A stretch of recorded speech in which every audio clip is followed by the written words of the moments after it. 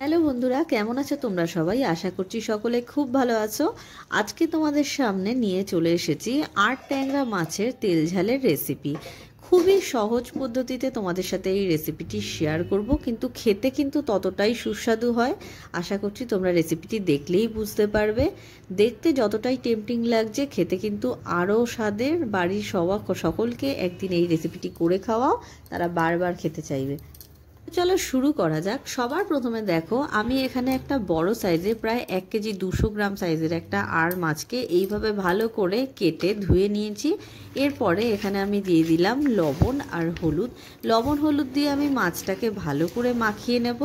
ভালো করে মাখিয়ে নেওয়ার পরে আমি মাছটাকে কিছুক্ষণ রেখে দেব। তারপরে দেখো, একটা ফ্রাইং প্যানের মধ্যে আমি তেলের মধ্যে দিয়ে দিলাম সামান্য লবণ আর হলুদ, এতে করে মাছটা গায়ে ছিটে আসবে না। এরপরে সবকটা মাছকেই আমি একসাথে দিয়ে দিলাম, আর মাছটাকে আমি বেশ লাল লাল করে ভেজে নেব।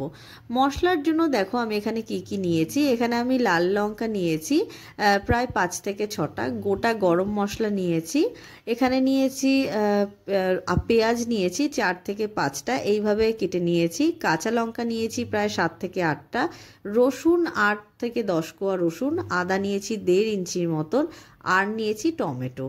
তো টমেটো আমি এখানে দুটো বড় সাইজের টমেটো নিয়েছি, আর নিয়েছি জিরের গুঁড়ো, হলুদ গুঁড়ো আর লঙ্কার গুঁড়ো প্রায় 2 টেবিল চামচ জিরের গুঁড়ো, 1 চামচ মতো লঙ্কার গুঁড়ো আর সামান্য হলুদ গুঁড়ো। তোমরা যদি ঝালের পরিমাণ কম খেতে চাও তাহলে কিছুটা লঙ্কার কম নিতে পারো।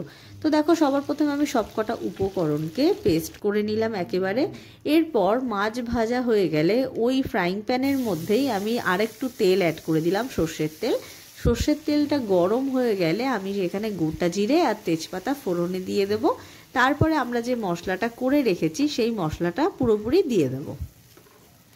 মশলাটাকে ভালো করে কষিয়ে নিতে হবে। মশলাটাকে দেখো আমি তেলের সাথে ভালোভাবে মিশিয়ে নিচ্ছি, আর এটাকে একটু শুকনো শুকনোভাবে আমরা টানিয়ে নেব। তো দেখো, মশলাটা প্রায় 5 থেকে 7 মিনিট হাই ফ্লেমে কষানোর পর ঠিক এইরকম হয়ে যাবে, তেল ছাড়তে শুরু করবে।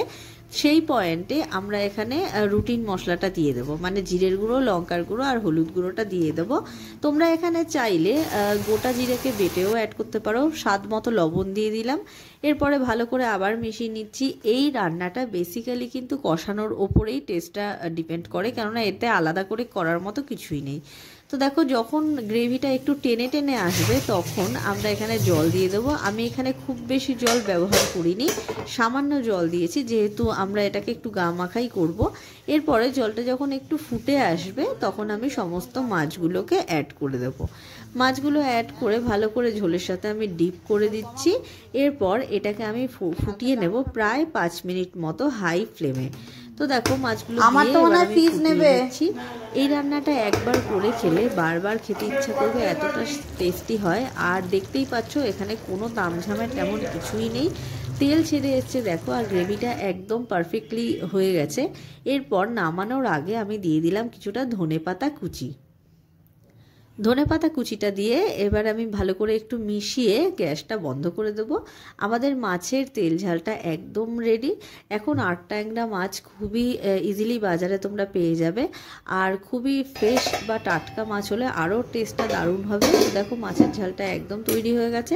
তোমাদের যদি রেসিপিটি ভালো লেগে থাকে তাহলে ভিডিওটিকে একটি লাইক করো, চ্যানেলটিকে সাবস্ক্রাইব করো আর পাশে থেকো। Thanks for watching.